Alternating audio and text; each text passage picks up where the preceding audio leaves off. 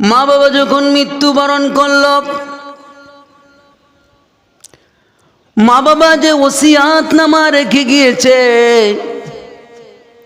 যে ওসিয়াতগুলো করে গেল, এই ওসিয়াতগুলো পূর্ণ করতে হবে সন্তানের। আমরা যখন ছোট ছিলাম, বাবা আমার একটা ব্যাগ লাগবে, স্কুলে যেতে হবে। বাবা আমার একটা শার্ট লাগবে, স্কুলে যেতে হবে। বাবা আমার একটা চাদর লাগবে, শীত লাগে। বলেন এই আবদারগুলো মাতা পিতা পূরণ করেছে কিনা? পূরণ করেছে না? এখন মা বাবা মৃত্যুর আগে ওসিয়াত করে গিয়েছে, আর ওসিয়াত করা কোরআন হাদিস অনুযায়ী সম্মত রয়েছে। ওসিয়াত করতে হবে, ওসিয়াত করা যাবে। এই ওসিয়াত যখন মাতা পিতা করে গেল, মা বাবা যখন থাকলো না, মা বাবার ওসিয়াত সন্তানকে পূর্ণ করে দিতে হবে। এটা হলো মা বাবা মৃত্যুর পরে সন্তানের উপর হক আদায় করতে হবে। এরপর মা বাবা যদি কোনো ঋণ করে যায়, বাকি করে যায়, কোনো জায়গায় ঋণ থেকে যায়, দোকানে হাটে বাজারে গ্রামে অঞ্চলে যেখানে হোক না কেন, এই ঋণগুলো মা বাবার পক্ষ থেকে সন্তানকে আদায় করে দিতে হবে। কারণ আল্লাহ রব্বুল আলামিন মাফ করবেন কোনগুলো? আল্লাহ মাফ করবেন ওইগুলো আমরা তো বলি আহকামুল হাকিমিন। আল্লাহ হলেন রহমানুর রহিম, আল্লাহ হলেন সাত্তারুল উলুম, আল্লাহ হলেন দয়ার সাগর। আল্লাহ মাফ করে দিবে আমরা বলি কিনা? কিন্তু একটা অপশন আছে, সেই অপশনের ভিতর দিয়ে আল্লাহ তাআলা মাফ করবেন, বাকিগুলো মাফ করবেন না। যেমন ঋণ করে গেলেন, বান্দার হক বান্দা মাফ না করলে আল্লাহ মাফ করবেন না। আল্লাহর হক কি? আল্লাহর হক হলো নামাজ, রোজা, হজ, যাকাত, এই সমস্ত আল্লাহর সাথে সম্পৃক্ত যে ইবাদতগুলো, সেইগুলো আল্লাহ রহমানুর রহিম নামের ওসিলায় মাফ করলে করতে পারে। কিন্তু বান্দার হক যেখানে, সেখানে আল্লাহ মাফ করবেন না, সেটা বান্দার কাছে পৌঁছায় দিতে হবে। সন্তান যেটা পাবে, মেয়ে 1 ভাগ পাবে, ছেলে 2 ভাগ পাবে। এখানে যদি শুধু ছেলেকেই দেওয়া হয়, মেয়েকে ফাঁকি দেওয়া হয়, 1 বিঘাত ফাঁকি দেওয়া হয়, সেখানে কিয়ামতের দিন আল্লাহর দরবারে আল্লাহ মাফ করবেন না। আল্লাহ কিন্তু পরিপূর্ণ আপনার আমল থেকে তাকে ভজাই দিয়ে তারপরে জান্নাতে যেতে হবে, এর আগে না। কি? যার হক তাকে পরিপূর্ণ করে দিতে হবে। গ্রামবাসীর হক, এলাকাবাসীর হক, দেশবাসীর হক, যার যে হক যতটুকু আপনি নষ্ট করেছেন, আমি নষ্ট করেছি, আমাদেরকে সেইগুলো কিন্তু পূর্ণ করতে হবে। আল্লাহ কিন্তু মাফ করবেন না, কারণ ওটা বান্দার সাথে সম্পৃক্ত, আল্লাহর সাথে সম্পৃক্ত না।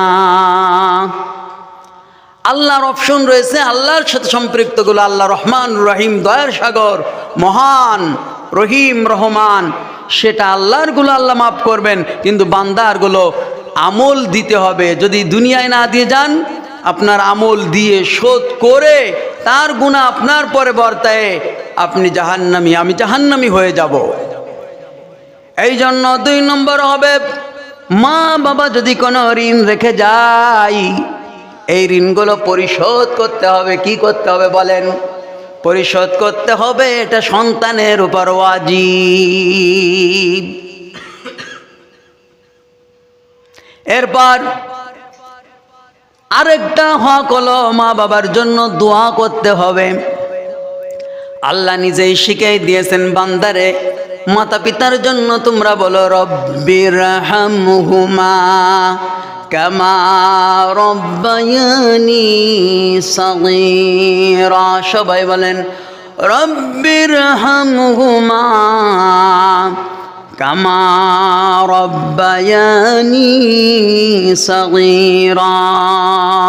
আয় আল্লাহ তাআলা, আমার অসহায়ত্বের সময় যেমন ভাবে আমার মাতা পিতা আমাকে স্নেহ করে লালন পালন করেছে, আয় আল্লাহ তাআলা, আমার মাতা পিতাকে আজ অসহায়ত্বের সময় তুমি তোমার স্নেহের কোড়লে লালন পালন করো। আল্লাহ নিজেই দোয়া শিখিয়ে দিলেন। 5 বার নামাজ অন্তে যদি মাতা পিতার জন্য সন্তান দোয়া করে আল্লাহর কাছে, মোটেও যদি না হয় দিবানিশিতে একবারও যদি সন্তান দোয়া করে, প্রতিদিন যদি একবার বেছে নেয়, এক সময় মাতা পিতার জন্য দোয়া করে, প্রভু আমার মা বাবা অনেক গুনাহ করে গিয়েছে, তুমি মাফ করে দাও। তোমার কাছে ক্ষমা চাই মাতা পিতার পক্ষ থেকে, তাদের সব আমল বন্ধ হয়ে গেছে, আয় আল্লাহ তাআলা তুমি তাদেরকে ক্ষমা করে দাও। আল্লাহ রাব্বুল আলামিন বারবার যখন দেখবেন সন্তান হাত তুলে তুলে বারবার করে প্রতিনিয়ত আমার কাছে চাই, কোনো না কোনো এক সময় আল্লাহ রাব্বুল আলামিন রহমতে জোশ ধরে যাবে। আল্লাহ তাআলা নিজেই তখন সহ্য না করতে পেরে আল্লাহ রাব্বুল আলামিন সন্তানের দুয়ার খাতিরে মা বাবাকে মাফ করে দিবেন। বলেন সুবহানাল্লাহ। মা বাবা অতি আপন, মা বাবারে করহ যতন, দু কথার সাথী পাইয়া ভুইলা যাইও না। আল্লাহ নবীজির দয়া তারা পাবি না, হাই হাই আল্লাহ নবীজির দোয়া তারা পাবি না। এজন্য মা বাবাকে দুনিয়া যেমন সেবা শুশ্রূষা করতে হবে, দুনিয়ার থেকে চলে যাওয়ার পরেও কি তার জন্য দোয়া করতে হবে। আমরা তো একবার মাটি দিয়ে এসেছি আর ছুটি পেয়ে গিয়েছি, আর দরকার নাই। এরপর কি হয়, মা বাবার অ্যাকাউন্টে কিছু না কিছু পাঠাইতে হবে। আচ্ছা বলেন, যখন আমাদের সন্তান বিদেশে রয়েছে, বিপদে পড়ে গিয়েছে, টাকা নাই, খাওয়ার টাকাও নাই, তখন সঙ্গে সঙ্গে ফোন করে, বাবা ও আমার মা কিছু টাকা পয়সা যদি পাঠাই দাও তাহলে আমি উপকৃত হই, আর কোনো পথ নাই আমার। সঙ্গে সঙ্গে বিকাশে মেরে দেওয়ার সাথে সাথে টাকাটা পৌঁছায় যায় কি যায় না বলেন? সেকেন্ডের ভিতরে চলে যায়। এইভাবে যদি আল্লাহ বরযোগ জগতে, আলমে বরযোগ জগতে আল্লাহ রাব্বুল আলামিন অপশন রেখেছেন, দুনিয়া থেকে সন্তান সন্ততি যদি সূরা ইখলাস, সূরা নাস বা সূরা ফাতিহা যে কোনো আল্লাহ বলে একটা শব্দ বলে যদি মা বাবার নামে বিকাশ করে দেয়, সাথে সাথে ওই জগতে পৌঁছায় যায়, মা বাবা বড় উপকৃত হয়ে যায়।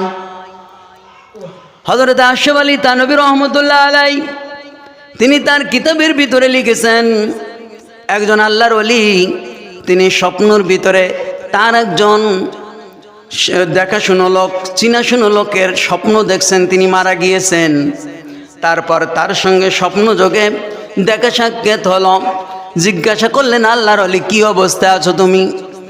তখন ওই সাধারণ ব্যক্তিটা বলছেন, অবস্থা বেশি ভালো নয়, দুনিয়া থেকে এমন কোনো ভালো আমল বেশি করে আসতে পারি নাই যে আমলের কারণে এই বরযোগ জগতে মাপ পেয়ে যাই, আর দুনিয়ার জগতে আমার গুনাহগুলো আমি মাপ করে আসতে পারি নাই পরিপূর্ণতাই। এজন্য আমাকে নির্দিষ্ট একটা সময় পর্যন্ত ফেরেশতারা আমাকে শাস্তি দিয়ে যায়।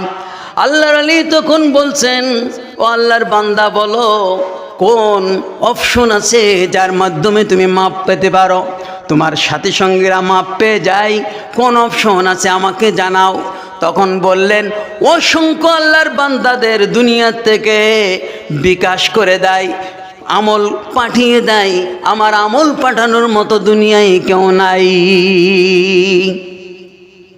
তবে আমার একটা মেয়ে আছে, শুধুমাত্র কেবলমাত্র সে মেয়েটা হলো ব্যভিচারিণী, দেহ ব্যবসা করে, আমার কথা মনে রাখে না, এজন্য পাঠানোর কেউ নাই। আমাকে যদি কিছু পাঠাই দেয় হয়তো বা আমিও মুক্তি পেয়ে যাই। তাহলে আমি কি করতে পারি? আল্লাহর ওলি কি তখন বলে দিলেন, আপনি গিয়ে আমার মেয়েটাকে বলবে তোমার জান্নাতের হিসাব তুমি মিলাও। আর অপকর্ম বেবিচারী জিনা ছেড়ে দাও। আর 2 নম্বর বলবেন, তোমার বাবা বড় আলমে বর্জকে অত্যন্ত অসুবিধার ভিতরে রয়েছে, তার অ্যাকাউন্টে কিছু পাঠাও। এই 2টা কথা বলবেন। মেয়েকে খুঁজতে লাগলো, ঘুম ভেঙে গেল আল্লাহর ওলির। পরদিন থেকে মেয়েকে খুঁজতে লাগলো, কিন্তু একদিন বাজারে যাই, দেহ ব্যবসার জন্য খুঁজে পাই না। হঠাৎ করে একদিন থেকে মেয়েটা খোলা জায়গায় পুকুরে গোসল করার জন্য দাঁড়িয়ে আছে। আল্লাহর ওলির সঙ্গে সাক্ষাৎ ঘটে গেল। আল্লাহর ওলি ডাক দিয়ে বললেন, ওহে মেয়ে, তোমাকে তো খুঁজছি, আমার কাছে কি দরকার আপনার আবার? বললেন, আমি তোমাকে খুঁজছি এর জন্য তোমার পিতার সঙ্গে আমার স্বপ্নযোগে সাক্ষাৎ হয়েছে। তারপর হলো তোমার পিতা আমাকে বলেছেন, পৃথিবী থেকে আমার অ্যাকাউন্টে কেউ পাঠানোর মতো কেউ নাই, শুধু তুমি ছাড়া। 1 নম্বর বলেছেন, তুমি তোমার জান্নাতকে খুঁজে নাও, বেবিচারি ছেড়ে দাও, জান্নাতের রাস্তা ধরে নাও। আর 2 নম্বর বলেছেন, আমি কবর জগতে বড় অশান্তিতে আছি, নির্দিষ্ট পরিমাণ সময় আমাকে শাস্তি দেওয়া হয়, তাই তুমি যেন তোমার বাবার বিকাশে অ্যাকাউন্টে কিছু পাঠায় দাও। এই কথা বলেছেন। তখন মেয়েটা ভুরু কুঞ্চিত করে, চোখ বাঁকা করে বললেন, কি আর পাঠাবো? এই 1 চুল্লি পানি মেরে দিলেন ডাঙ্গার দিকে, আর বললেন, এইটা বাবার জন্য দিলাম। আল্লাহর ওলি তখন ডাক দিয়ে বললেন, আল্লাহ, ও প্রভু, তোমার বান্দা বান্দির ভিতরে এমন কর্কশ মার্কা মন মানুষের থাকতে পারে আমি জানি না, তাও আর মেয়ে লোক। বাবার শাস্তির কথা শুনে তার মন তো একটু কাকুতি বিনতি হওয়ার কথা, কিন্তু তাও তো হয় নাই। এ কেমন মেয়ে? এইভাবে কয়েকদিন পার হয়ে গেল। হঠাৎ করে আল্লাহর ওলি স্বপ্ন দেখতে পেল আবার ওই ব্যক্তিকে। ওই ব্যক্তির সঙ্গে সাক্ষাৎ। এবার জিজ্ঞাসা করেন, তুমি এখন কেমন আছো? বলতেছেন, আমি অনেক ভালো আছি। কারণটা কি? বললেন, ওই যে আপনার যে দায়িত্ব দিয়েছিলাম, দায়িত্ব পালন করেছেন। দায়িত্ব পালন করেছেন। আল্লাহর ওলি তখন ডাক দিয়ে বললেন, দায়িত্ব কেমন ভাবে পালন করলাম? তোমার মেয়েকে যখন বললাম ভুরু কুঞ্চিত করলো এবং চোখ বাঁকা করলো, আমি তোমার মেয়ের দৃশ্য দেখে অসন্তুষ্ট হলাম। সে তোমার শাস্তির কথা শুনে কোনো অনুতপ্ত হলো না, শুধুমাত্র 1 চুল্লি পানি ডাঙ্গার দিকে চেলে দিল আর বলল, এটা বাবার জন্য দিলাম। আল্লাহর ওলি বললেন, আল্লাহর ওলিকে তখন ডাক দিয়ে বললেন, সাধারণ ব্যক্তিটা আশরাফ আলী থানভী রহমতুল্লাহ আলাইহি লেখেন। তখন ডাক দিয়ে বললেন, ওই যে 1 চুল্লি পরিমাণ পানি আমার মেয়ে বাবার জন্য দিলাম বলে মেরে দিয়েছে, ওই পানিটা শুকনো একটা এমন জায়গায় পড়েছে যে জায়গায় আল্লাহর একটা মাখলুক, একটা কীট ছিল ছোট্ট, যা দেখার মতো না। ওই মাখলুকটা পানির পিপাসায় ওয়াকাতরে আল্লাহর কাছে ফরিয়াদ করছিল, কিন্তু পানি পাই না, জীবন চলে যায়। যেই পানিটা মেরে দেওয়া হলো, তার ঠোঁটে মুখে সামান্য পানি পড়ার কারণে সে জীবন আবার ফিরে পেল, সে বেঁচে গেল এবং আল্লাহর কাছে ফরিয়াদ করে ডাক দিল, প্রভু গো, আমার এই দুর্বিসন্ধি অবস্থায় আমার কষ্ট লাঘব করেছে যে আল্লাহ, এই ব্যক্তির পরিবারে কেউ যদি আমার মতো কষ্টে থেকে থাকে, তার কষ্ট তুমি লাঘব করে দাও। এই ফরিয়াদ যখন ওই মাকলুকটা করেছে, যে ছোট্ট কীট করেছে আমার আমার আল্লাহর দরবারে, আমার আল্লাহ মাকলুকের দোয়াটা কবুল করে নিয়েছেন। আর আমি আমার মেয়ের পরিবারে আমি একটা বিপদগ্রস্ত ব্যক্তি ছিলাম, কষ্টে ছিলাম। আল্লাহ ওই মাকলুকের কষ্ট আমার মেয়ে দূর করার কারণে ওই ওসিলাই তার দুয়ার বরকতে আমার কষ্ট আল্লাহ রব্বুল আলামিন মাফ করে দিয়েছে।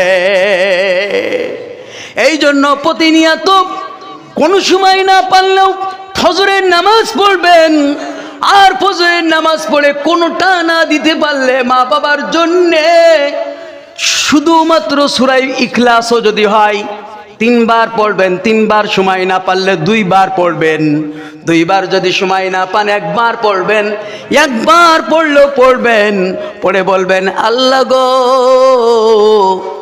মা বাবা আমার চলে গেছে, তাদের কিছুই করতে পারি নাই, কিছু দিতে পারি নাই, এই সূরাটা পড়ে তাদের জন্য দিয়ে দিলাম, আল্লাহ তাদের তুমি মুক্তি করে দাও। প্রতিদিন যদি একটা সূরার আমল মাতা-পিতার জন্য তাদের অ্যাকাউন্টে যোগ করে দেন, পাহাড় পরিমাণ হয়ে যায়, তাদের আখেরাত জগৎটা সুন্দর হয়ে যায়, ভালো হয়ে যায়। এই জন্য যোগ্য সন্তান যারা, মায়ের 7-8টা ছেলে মেয়ে যাদের, একটা ছেলে মেয়েও যদি এমন কাজ করতে পারেন, মা বাবার কপাল ভালো। দায়িত্ব একটা বললাম, কয়েকটা বললাম, এবার দায়িত্ব কি? মা বাবা মরার পরে বলছি, মরার পরে যে দায়িত্ব 7টা, এই 7টা আলোচনা করছি। আর একটা দায়িত্ব হলো মা বাবা মরে যাওয়ার পরে, মা বাবার যারা, মা যদি মরে যায় খালাম্মারা আছে কিনা, এবং মার বান্ধবী যারা আছে, যাদের সাথে উঠা বসা, এই ব্যক্তিগুলোকে মায়ের মতো ভালোবাসতে হবে, স্নেহ করতে হবে, ভালোবাসা দিতে হবে।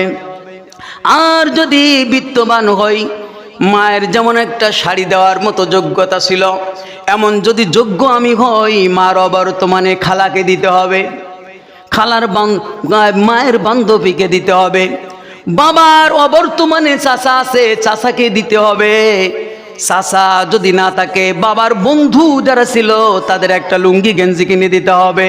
এমন সেবা শুশ্রূষা করতে হবে, এটা হলো বান্দার জন্য পিতামাতার উপরে হক। এরপর মা বাবার জন্য আর একটা হক রয়েছে, সেটা হলো আমরা তো একবার ভুলে গিয়েছি, একবার বেমালুম ভুলে গিয়েছি, কবর দিয়েছি আর ছুটি হয়ে গেছে, আমাদের জীবনের মতো ছুটি হয়ে গেছে। বুড়োটা মরেছে, বুড়িটা মরেছে, একবারে শেষ হয়েছে, আর খবর নিয়ে নাই। কিন্তু বান্দার উপর হক হলো মাতা পিতার, সন্তানের উপর হক হলো মাতা পিতার জন্য, সেটা হলো কবরের কাছে গিয়ে প্রতি সপ্তাহে জুম্মার নামাজ পড়ে হলেও একবার গিয়ে মা বাবার জন্য কবরের পাশে ফরিয়াদ করতে হবে।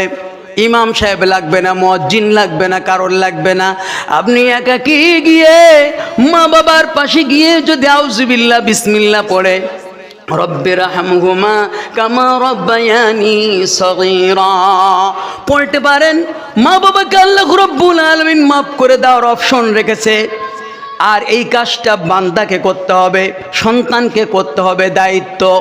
আল্লাহর নবী সাল্লাল্লাহু আলাইহি সাল্লাম বলেছেন, মা বাবা যতটুকু উপকার না হবে, যে সন্তান প্রতি জুম্মায় গিয়ে মা বাবার কবরের পাশে একবার দাঁড়াবে, ওই সন্তানের জীবনের সকল সগীরা গুনাহ মাফ করে দেওয়া হবে।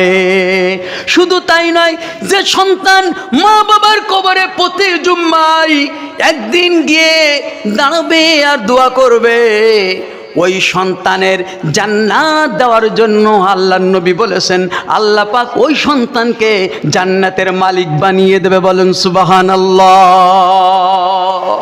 মা বাবার যতটুক লাভ, তার থেকে লাভ কার বেশি? নিজের লাভ বেশি। এজন্য জীবিত থাকতে 7টা হক, মরে যাওয়ার পরে 7টা হক।